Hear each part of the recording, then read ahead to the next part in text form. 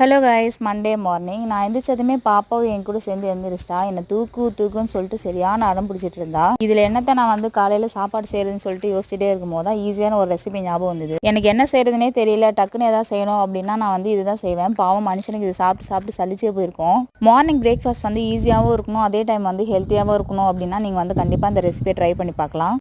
ஒரு பவுலில் 4 முட்டை சேர்த்துருக்கேன். அது கூடவே வந்து ஒரு கேரட் துருவி போட்டிருக்கேன். ஒரு வெங்காயம், உங்களுக்கு தேவைப்பட்ட காரத்துக்கு பச்சை மிளகாய் கூட சேர்த்துக்கலாம்.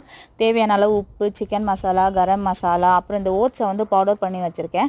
அதில் வந்து ஒரு 3 ஸ்பூன் சேர்த்துருக்கேன். கலக்கிட்டே இருக்கும்போது தான் இந்த கொத்தமல்லியை வந்து போட்டால் இன்னும் கொஞ்சம் நல்லா இருக்குமே அப்படின்னு சொல்லிட்டு கொஞ்சம் கொத்தமல்லியை சேர்த்துக்கிட்டேன். அப்புறம் அதை நல்லா மிக்ஸ் பண்ணிவிட்டு தனியாக எடுத்து வச்சுட்டேன்.